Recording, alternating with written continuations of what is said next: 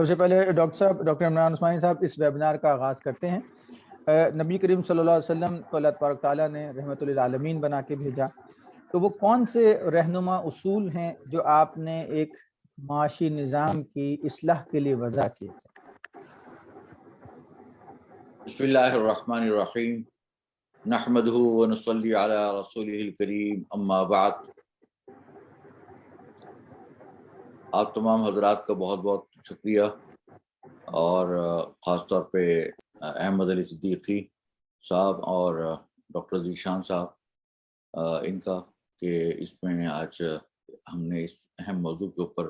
ایک ویبینار کا انتظام کیا، تو آپ تمام لوگوں کا انتہائی میں ممنون ہوں، اور تمام شرکاء کا بھی۔ اللہ تبارک تعالی ہمیں صحیح بات حق طریقے سے اور حق نیت سے کہنے کی توفیق عطا فرمائے۔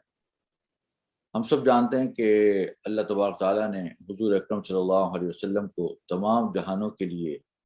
ایک رحمت بنا کے بھیجا۔ قرآن پاک میں اللہ تعالیٰ نے ارشاد فرمایا کہ وما ارسلناک الا رحمۃ للعالمین، کہ ہم نے اے نبی آپ کو صرف اور صرف تمام جہانوں کے لیے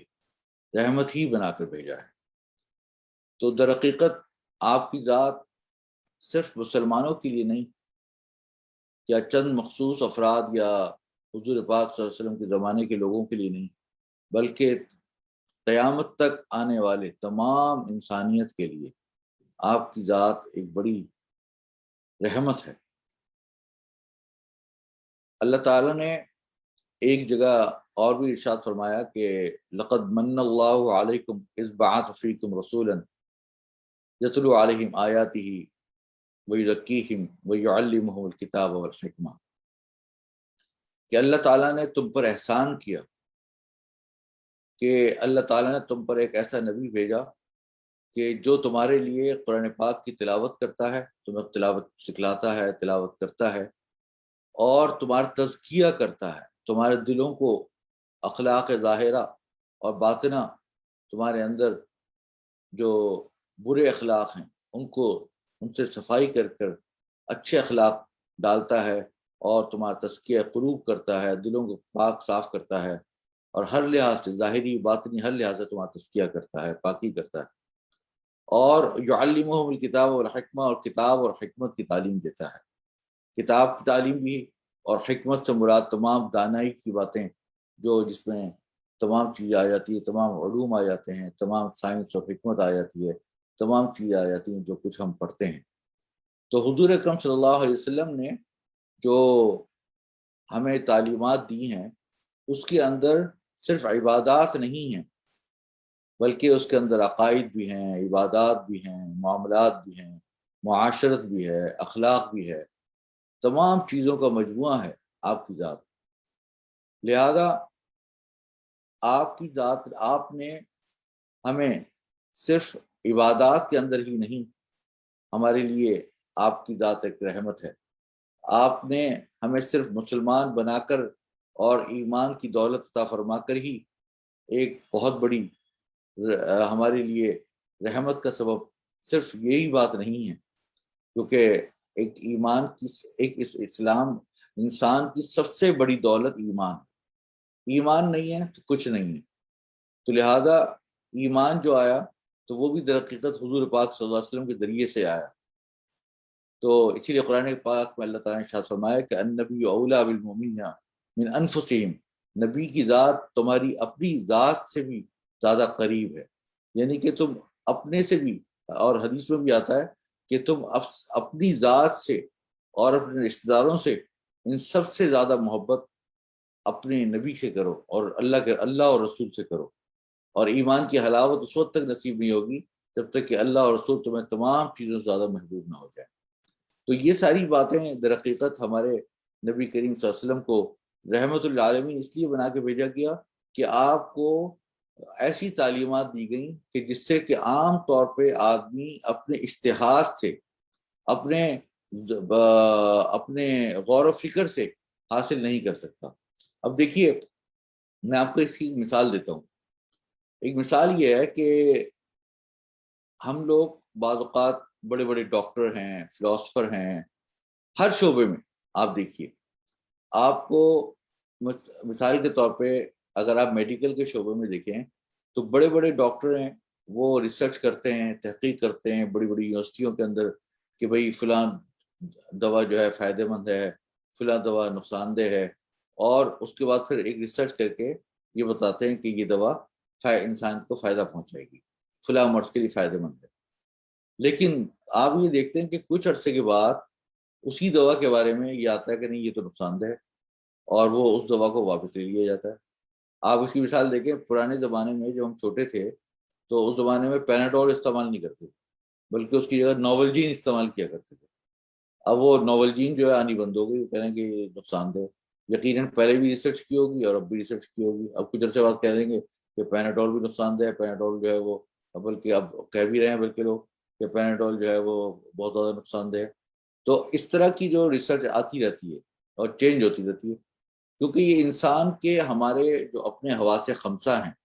یعنی کہ انسان کے 5 حواس ہیں کہ انسان دیکھتا ہے، سنتا ہے، چھوتا ہے، دیکھتا ہے، ہاتھ لگاتا ہے، اور یہ تمام چیزیں جو انسان کے حواس خمسہ کے ذریعے سے انسان اس کے بعد چکھتا ہے، تو ان تمام چیزوں کے بعد ایک فیصلے پہ پہنچتا ہے، اس کا ادراک کرتا ہے کہ یہ چیز صحیح ہے غلط ہے۔ لیکن بہت سی چیزیں ایسی ہوتی ہیں جو ہمارے لمٹ سے باہر ہوتی ہیں۔ مثال کے طور پہ اگر ہم اس کمرے سے باہر کوئی چیز دیکھنا چاہیں تو نہیں دیکھ سکتے، بس ہماری لمٹ کیا ہے کہ ہم اس کمرے کے اندر دیکھ سکتے ہیں، یا ہم اس کمرے سے باہر اگر سننا چاہیں تو اس سے کمرے سے باہر نہیں سن سکتے، بس یہی ایک ہماری لمٹ ہے کہ کمرے کے اندر اندر ہی ہماری آواز آ رہی ہے اور اس سے باہر کی آواز نہیں سن سکتے۔ یا اگر ہم چکھنا چاہیں تو وہی چیز چکھ سکتے ہیں جو ہمارے پاس ہو۔ یا اس طریقے سے جو دیکھنے کی چیزیں ہیں وہ ہم باہر کی چیز نہیں دیکھ سکتے۔ تو یہ ساری باتیں ہیں، یہ چھونے کی چیزیں ہیں تو ہم قریب کی چیز چھو سکتے ہیں، دور کی چیز نہیں چھو سکتے۔ تو ہر چیز کی ایک لمٹ ہے، لیکن اس لمٹ کے بعد کیا چیز ہونے والی ہے، کیا چیز نہیں ہونے والی، کیا کس سے فائدہ ہونے والا ہے، کس سے نقصان ہونے والا ہے، یہ انسان کی عقل اس سے بعض اوقات قاصر ہو جاتی ہے۔ اب بہت ساری چیزیں ایسی ہوتی ہیں کہ انسان کے چاہے میڈیکل سے ریلیٹڈ ہوں، اس کے معاشرے سے ریلیٹڈ ہوں،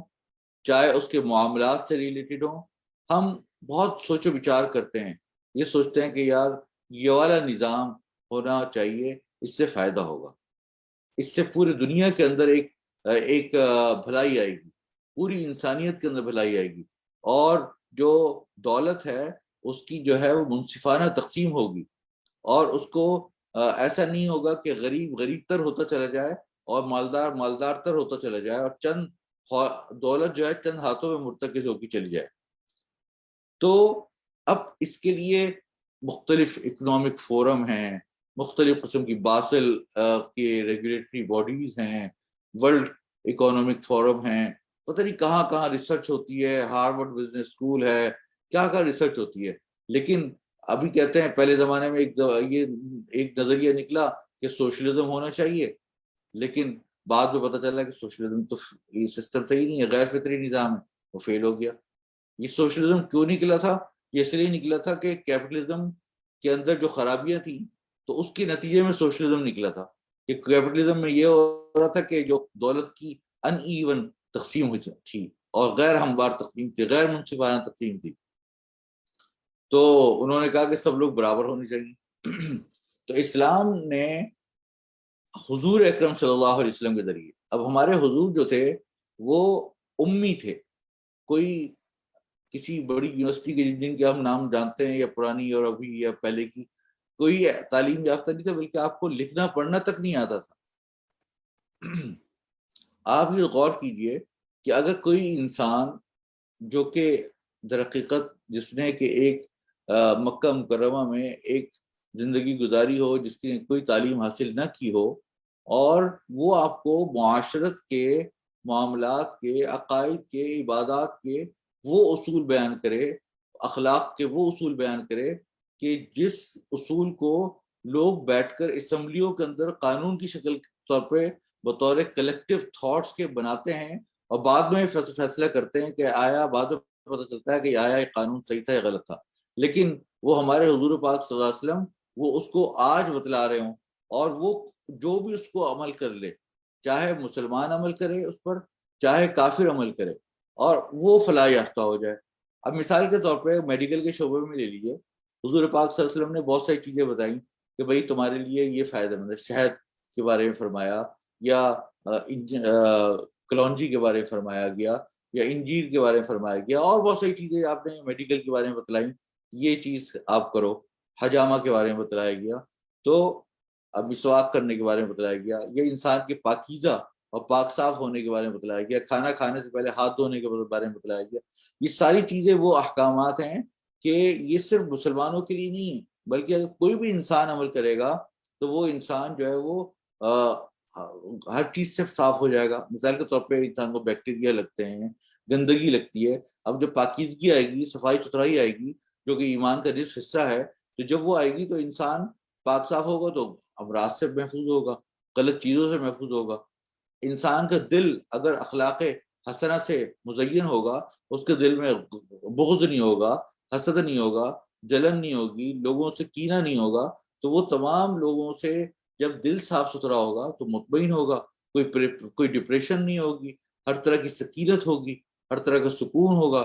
آدمی پازیٹیو تھاٹس کے ساتھ جیے گا. اسی طریقے سے اگر آدمی معاشرتی مسائل کے اندر اپنے رشتہ داروں کے ساتھ جو ہے وہ ہمسایوں کے ساتھ اچھا سلوک کرے گا, اپنے میاں بیوی کے ساتھ, اپنے گھر والوں کے ساتھ, تو وہ اگر حدیث میں فرمایا گیا کہ تم میں سب سے بہترین وہ ہے جو اپنی بیوی کے ساتھ اچھے اخلاق کے ساتھ رہتا ہے. تو اب اگر اپنی بیوی کے ساتھ رکھے گا, صحیح طریقے سے سلوک کرے گا, تو اس کا جو گھر جو ہے وہ سکھ اور چین ہوگا. تو یہ سب چیزیں صرف مسلمانوں کے لیے نہیں ہیں بلکہ تمام انسانیت کے لیے ہیں. اب مثال کے طور پر کاروبار کے اندر ہم آتے ہیں. کاروبار کے اندر حضور پاک صلی اللہ علیہ وسلم نے ایسی ایسی تعلیمات دی ہیں کہ جو انشاءاللہ میں آگے آپ کو مزید تفصیل سے بیان کروں گا, لیکن وہ تعلیمات ایسی ہیں کہ اگر ہم ان کے اوپر عمل کریں تو ہم بہت سارے فسادات سے بچ جائیں, اور